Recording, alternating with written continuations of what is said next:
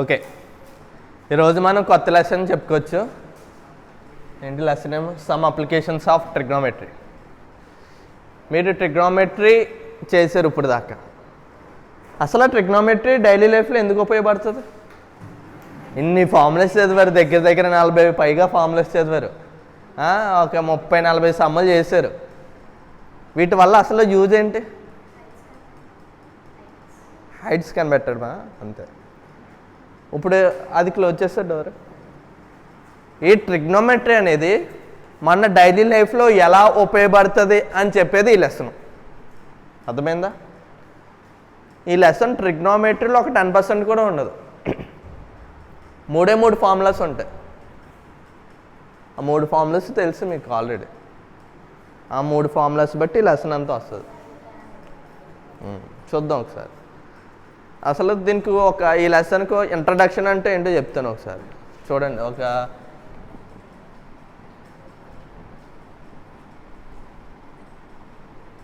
మన trigonometry అవనే, application trigonometry అవనే, అసలు a triangle base చేసుకుని చెప్తున్నావు? A triangle? ఓకే ఓకే, మీరు అసలు ట్రిగ్నోమెట్రీ క్లాస్ వినలేదు ఎలా అనుకోండి. మీకు అసలు ట్రిగ్నోమెట్రీ అంటే ఏంటో తెలీదు. చాలా ఫ్రెష్ మైండెడ్తో వినండి. ఇది దీన్ని ఏమంటారు? ఓకే, యాంగిల్ అంటారు. ఏమంటారా? Angle theta. ఓకే, తీటా అయితే తీటాకు ఆపోజిట్గా ఉండే దాన్ని ఏమంటారు? Opposite side. ఇదేంటి? 90 degrees. రైట్ యాంగిల్ ట్రయాంగిల్లో గ్రేటెస్ట్ యాంగిల్ ఎంత? 90 degrees. ఇది 90 degrees. 90 degrees ఆపోజిట్ ఉందా అని ఏమంటారు? హైపోటెన్యూస్. అంటే రిమైనింగ్ సైడ్ని అడ్జసెంట్ సైడ్ అంటారు. సపోజ్ ఏ, బి, సి అనే 3 పేర్లు ఉన్నాయి. ఇది ఒక రైట్ యాంగిల్ ట్రయాంగిల్. దీనికి opposite side, adjacent side, hypotenuse side. ఇంతే తెలుసు మనకి. ఓకేనా? ఇప్పుడు ఈ పాయింట్ సి ఉంది కదా, ఈ పాయింట్ సి దగ్గర నుంచి ఒకరు చూస్తున్నారు. ఏం చూస్తున్నారు? ఇది ఇక్కడ ఒక పర్సన్ ఉన్నాడు పాయింట్ సి దగ్గర. ఇది టవర్ అన్నమాట. ఏంటి? టవర్. ఇక్కడ నుంచి వీడు చూసేటప్పుడు టవర్ హైట్ ఎలా ఫైండ్ అవుట్ చేయాలి? సరే చెప్తున్నాను. ఓకే, ఒక టవర్ వేసుకోవచ్చు. ఒక టవర్ ఉంది. టవర్ హైట్ కావాలి మీకు. నా హైట్ కావాలనుకో ఏం చేస్తారు? కరెక్ట్గా కాల్ దగ్గర పెట్టి ఇలా గోడ పెట్టి ఇది ఇక్కడ చూస్తారు. ఇక్కడ పాయింట్ పెట్టి ఇక్కడ నుంచి మొత్తం డిస్టెన్స్ ఎంత ఉందో వాళ్ళు ఎంత క్యాలిక్యులేట్ చేస్తుంది, నా హైట్ వస్తుంది. అంతేనా? ఈజీగా నా హైట్ క్యాలిక్యులేట్ చేయగలం. మరి ఒకవేళ పెద్ద పెద్ద బిల్డింగ్స్ వస్తాయి, లైక్ ఒక 3 స్టేర్స్ బిల్డింగ్ ఉంది. పోనీ 3 స్టేర్ బిల్డింగ్స్కి మీకు 1 మీటర్ ఉందనుకో, అక్కడ నుంచి పైనుంచి పెడతా ఇలా కింద వేసుకుంటే మొత్తం బిల్డింగ్ హైట్ వస్తుంది. ఒకవేళ 10 స్టేర్స్ బిల్డింగ్ ఉంటాయి. అలా కాకుండా ఏ బుర్జ్ ఖలీఫా ఉంటాయి. బుర్జ్ ఖలీఫా అని ఎందుకన్నానంటే మన ఊళ్ళోనే లార్జెస్ట్ బిల్డింగ్ ఏంటి? బుర్జ్ ఖలీఫా అనమాట. దగ్గర దగ్గర 8,600 meters ఎంత ఉంటుంది? లేదు, ఎంత ఉంటుంది, చాలా హైయెస్ట్, గుర్తులేదు దాని యొక్క హైట్ ఎంతో. అలాంటి బిల్డింగ్స్ యొక్క హైట్ ఫైండ్ వచ్చేయాలంటే ఎలా చేస్తారు? బాగా పైకి ఎక్కిసి ఒక టేపు అలా కిందకి వేసేస్తే అలా కింద పడిపోతే టేపు హైట్ అలా ఫైండ్ అవుట్ చేస్తారా? అలా చేస్తారా? అలా చేయరనమాట. ఎలా చేస్తారంటే ఈ అప్లికేషన్ ట్రిగ్నోమెట్రీ వాడతారు. అర్థమైందా? దీనికి 2 type of mode of sums ఉంటుంది. ఒకటి ఏంటంటే యాంగిల్ ఆఫ్ ఎలివేషన్. ఏమంటారు? Angle of elevation. Second type of some angle of depression. Okay, ఇక్కడ ఒక పర్సన్ ఉన్నాడు. ఈ పర్సన్ ఏం చేస్తున్నాడు? కింద నుంచి పైకి చూస్తున్నాడు. ఏంటి? కింద నుంచి పైకి చూస్తున్నాడు. ఇది కరెక్ట్గా ఈ పై పార్ట్ నుంచి చూస్తున్నాడు. ఒక యాంగిల్తో చూస్తాడు కదా, ఆ యాంగిల్ సపోజ్ 30 degrees అనుకుందాం. ఎంత యాంగిల్? ఇక్కడ నుంచి ఇక్కడ డిస్టెన్స్ తెలుసు కదా, ఇక్కడ నుంచి ఇక్కడ కొలుచుకోవడం ఈజీయా. సపోజ్ నేను ఈ పాయింట్ దగ్గర ఉన్నాను, ఆ పాయింట్ డిస్టెన్స్ కొలవడం ఈజీ కదా. అప్పుడు ఇక్కడ నుంచి ఇక్కడ కొలిసారనుకో ఈ డిస్టెన్స్ ఆటోమేటిక్గా వచ్చేస్తుంది. కింద నుంచి పైకి చూస్తే దాన్ని యాంగిల్ ఆఫ్ ఎలివేషన్ అంటారు. ఏమంటారా? Angle of elevation. చెప్తున్నా, ఇదిగో ఇది ఒక రైట్ యాంగిల్ ట్రయాంగిల్. వాడు ఏం చేస్తున్నాడు? కింద నుంచి పైకి చూస్తున్నాడు. దాన్ని ఏమంటారు? యాంగిల్ ఆఫ్ ఎలివేషన్ అంటారు. ఒకవేళ పైనుంచి కింద చూసాడు అనుకో, సపోజ్ అజ్యూమ్ చేద్దాం, స్ట్రైట్గా కొట్టుకెద్దాం. ఇక్కడ ఈ యాంగిల్ ఉంటుంది కదా, దీన్ని ఏమంటారు? యాంగిల్ ఆఫ్ డిప్రెషన్ అంటారు. ఇక్కడ డిప్రెషన్ అంటే బాధ కాదు, ఇంగ్లీష్లో 2 words డిఫరెన్స్ ఉంటుంది. కిందకి చూడాలి, యాంగిల్ ఆఫ్ డిప్రెషన్ అంటారు. ఇదేంటి? Angle of elevation. మొత్తం 2 mode ఆఫ్ సమ్స్ అంతే. ఫస్ట్ది angle of elevation. Angle of elevation అంటే కింద నుంచి పైకి చూడడం. యాంగిల్ ఆఫ్ డిప్రెషన్ అంటే టవర్ మీదకి ఎక్కేసి టవర్ మీద నుంచి కిందకి చూడడం. అర్థమైంది కదా? జస్ట్ 3 formulas గుర్తుపెట్టుకోండి అంతే. ఆ 3 formulas ఏంటి? ఇది ఇక్కడ రాస్తున్నా. Sign theta, cos theta, tan theta. 3 formulas తెలుసు కదా మీకు. ఫస్ట్ ఫార్ములా ఏంటి? Opposite by. Cos theta formula? Tan theta formula? Opposite by X. కొత్తగా ఉందా? ఆల్రెడీ తెలిసేదే. ఓకే, ఈ 3 formulas తెలియాలి. అండ్ ఒక 9 వాల్యూలు తెలియాలి. 9 వాల్యూలు ఏంటో తెలుసా? 30 degrees, 45 degrees, 60 degrees. ఏమేమి వాటికి? 3 వాటికి. సైన్ థీటాకే, కాస్ థీటాకే, టాన్ థీటాకే. చెప్పండి, సైన్ థీటా వాల్యూ ఎంత? ఎంత?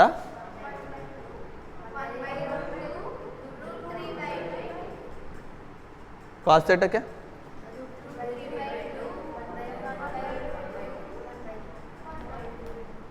టాన్కే? అంతే.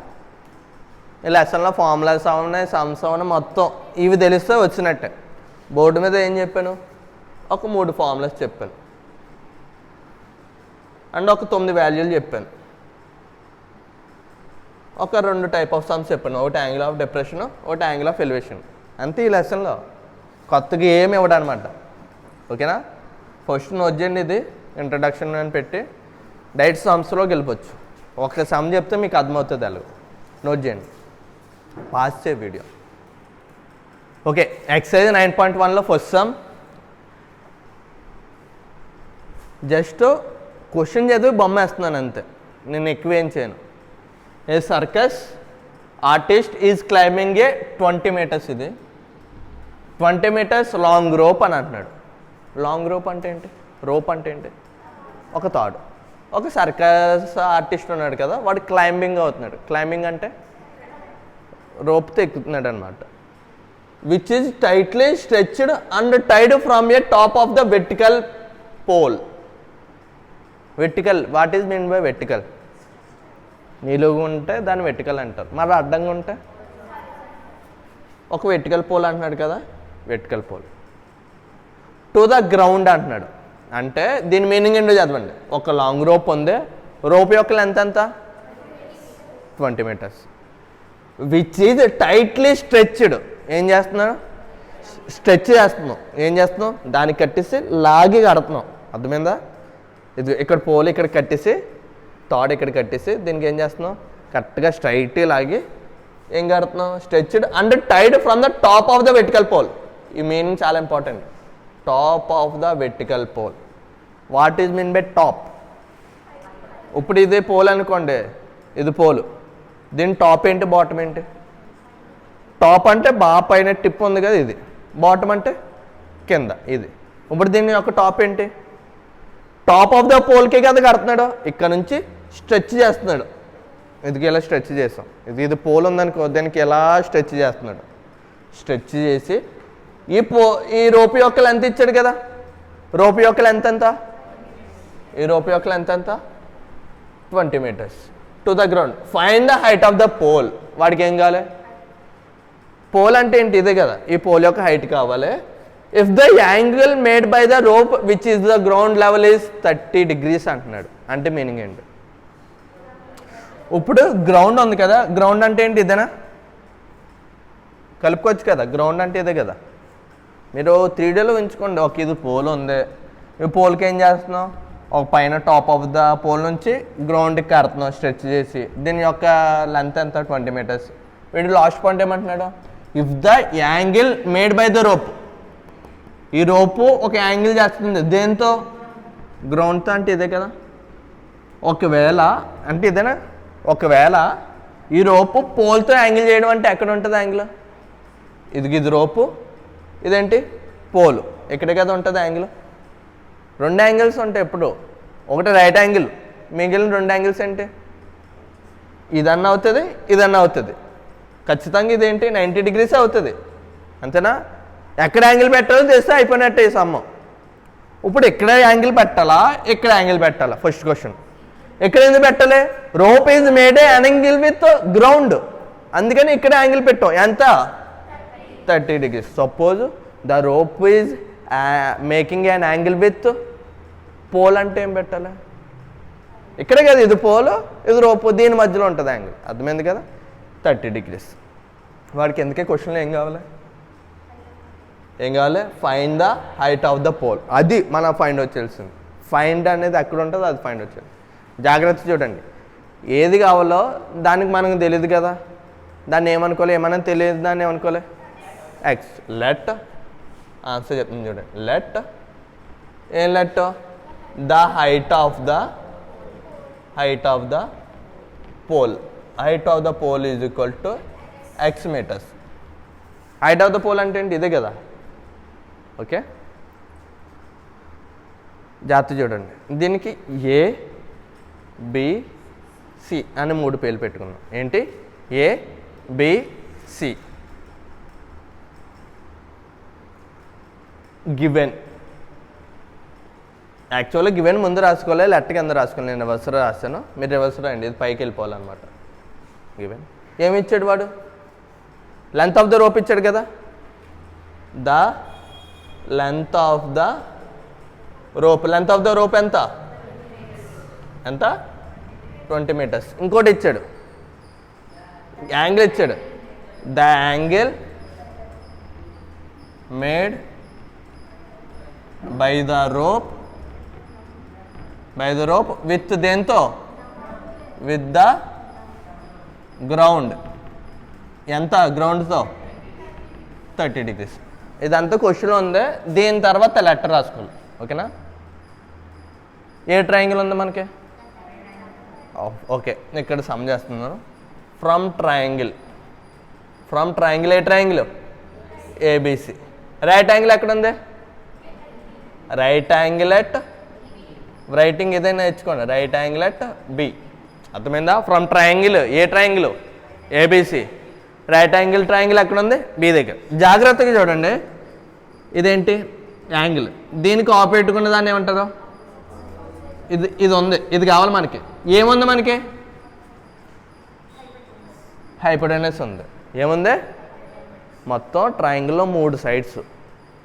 క్వశ్చన్ ఎప్పుడు ఎలా అడుగుతాడంటే, ఒక యాంగిల్ ఒక సైడ్ ఇచ్చి అదర్ సైడ్ ఫైండ్ అవుట్ చేయమంటాడు, లేకపోతే 2 sides ఇచ్చి యాంగిల్ ఫైండ్ అవుట్ చేయమంటాడు. ఇక్కడ ఎలా అడుగుతున్నాడు? ఒక సైడ్ ఇచ్చాడు. ఇక్కడ ఏంటి? అదే ఒక సైడ్ ఇచ్చాడు, ఇంకో సైడ్ ఫైండ్ అవుట్ చేయాలి. మనకి ఇదేంటి? ఆపోజిట్ హైపోటెనస్ ఏ ఫార్ములాలో వస్తుంది? Sine theta. ఒక్కసారి చూడండి. మనకి sine theta, cos theta, tan theta. ఏంటి? Sine theta, cos theta, tan theta. Sine థీటాలో ఏమేమి వస్తుంది? Opposite by. కాస్ థీటాలో ఏమొస్తుంది? ఎల్సిఎన్ బై హైపోటెనస్. టాన్ థీటాలో ఫార్మ్ ఏమొస్తుంది? Opposite by. జాగ్రత్తగా గమనిస్తే మనకి ఏ 2 sides ఉన్నాయి? Opposite hypotenuse. ఆపోజిట్ హైపోటెనస్ దీంట్లో ఏముంది? కాబట్టి సైన్ థీటా తీసుకోవాలి. ఒకవేళ ఇది ఇవ్వలేదు, ఏమివ్వలేదు, ఇది కావాలి వాడికి, ఇదేంటి the distance between rope and bottom of the pole. ఈ డిస్టెన్స్ కావాలనుకో అప్పుడు ఏం తీసుకోవాలి? ఇది ఆపోజిట్ కాదు కదా, ఇదేంటి ఎడ్జసెంట్. ఇది ఎడ్జసెంట్, ఇది హైపోటెన్యూస్. ఎడ్జసెంట్ హైపోటెన్యూస్ ఉన్నప్పుడు ఏం తీసుకోవాలి? ఏంటి కాస్.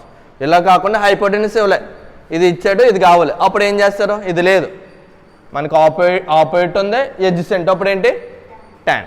అర్థమైందా? సైన్ థీటా ఎందుకు తీసుకోవాలి ఇప్పుడు? ఇది థీటాకి ఇదేంటి ఆపోజిట్ హైపోటెన్యూస్. ఆపోజిట్ హైపోటెన్యూస్ ఉన్నప్పుడు ఏం తీసుకుంటావు? Sine theta. కళ్ళు మూసి అడిగినా చెప్పాలి. ఎడ్జసెంట్ హైపోటెన్యూస్ ఉన్నప్పుడు ఏం తీసుకుంటావు?